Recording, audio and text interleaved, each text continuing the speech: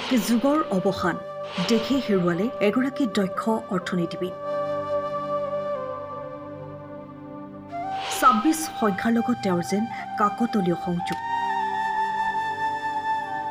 ১৯৩২ চনৰ ২৬ ছেপ্টেম্বৰত বৰ্তমানৰ পাকিস্তানৰ অন্তৰ্ভুক্ত পঞ্জাৱ প্ৰদেশৰ গহত জন্মগ্ৰহণ কৰা বিদগ্ধ পণ্ডিত প্ৰসিদ্ধ অৰ্থনীতিবিদ এইজনা মহান মহীৰূহৰ ২৬ ডিচেম্বৰ বৃহস্পতিবাৰে এইমছত শেষ নিশ্বাস ত্যাগ কৰে ভাৰতৰ ত্ৰয়োদশ প্ৰধানমন্ত্ৰী হিচাপে কাৰ্যনিৰ্বাহ কৰা প্ৰবীণ কংগ্ৰেছ নেতা ডক্টৰ মনমোহন সিঙৰ বিয়োগত শোকস্তব্ধ সমগ্ৰ দেশবাসী তেখেত একাধাৰে ৰাজনীতিবিদ প্ৰসিদ্ধ অৰ্থনীতিবিদ শিক্ষাবিদ হিচাপে পৰিচিত ডক্টৰ মনমোহন সিঙৰ পিতৃৰ নাম আছিল গুৰমুখ সিং আৰু মাতৃৰ নাম আছিল অমৃত কৌৰ সৰুতেই তেওঁৰ মাতৃ বিয়োগত আইতাকৰ তত্বাৱধানত তেখেত ডাঙৰ দীঘল হৈছিল কেৰাচিনৰ চাকিৰ পোহৰত পঢ়া শুনা কৰি উচ্চ শিক্ষা লাভ কৰিছিল ডক্টৰ মনমোহন সিঙে অমৃতসৰৰ হিন্দু কলেজত অধ্যয়ন কৰিছিল প্ৰয়াত প্ৰধানমন্ত্ৰীগৰাকীয়ে ১৯৫৭ চনৰ পৰা ১৯৫৯ চনলৈকে মনমোহন সিঙে পঞ্জাৱ বিশ্ববিদ্যালয়ত অৰ্থনীতি বিভাগৰ অধ্যাপকৰূপে কাৰ্যনিৰ্বাহ কৰিছিল ১৯৬৬ চনত দিল্লী স্কুল অফ ইকনমিক্সত অধ্যাপক হিচাপে তেখেত কৰ্মৰত আছিল ইয়াৰ উপৰিও তেওঁ ১৯৬৬ চনৰ পৰা ১৯৬৯ চনলৈকে ৰাষ্ট্ৰসংঘত কাৰ্যনিৰ্বাহ কৰিছিল ১৯৬৯ চনত দিল্লী স্কুল অফ ইকনমিক্সত আন্তৰ্জাতিক বাণিজ্যৰ অধ্যাপক হিচাপে তেখেতে কাৰ্যনিৰ্বাহ কৰাৰ লগতে ১৯৭২ চনত বিত্ত মন্ত্ৰালয়ৰ মুখ্য অৰ্থনৈতিক উপদেষ্টা হিচাপে দায়িত্বভাৰ গ্ৰহণ কৰিছিল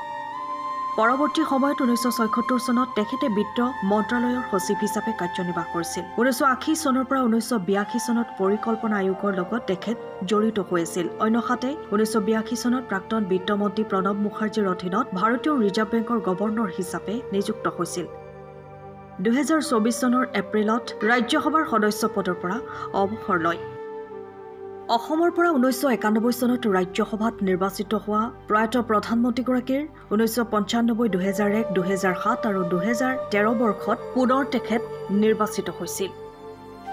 ২০০৪ চনৰ ২২ মে'ত ভাৰতৰ চতুৰ্দশ প্ৰধানমন্ত্ৰী হয়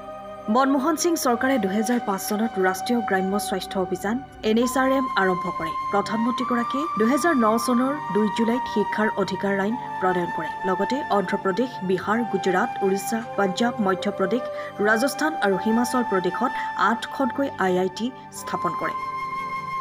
১৯৮৭ চনত তেখেতক পদ্মবিভূষণ বঁটা প্ৰদান কৰা হৈছিল ১৯৯৩ চনত ইউৰোমানী আৰু এছিয়ামনিয়ে তেওঁক বছৰৰ বিত্তমন্ত্ৰী হিচাপে নিৰ্বাচিত কৰিছিল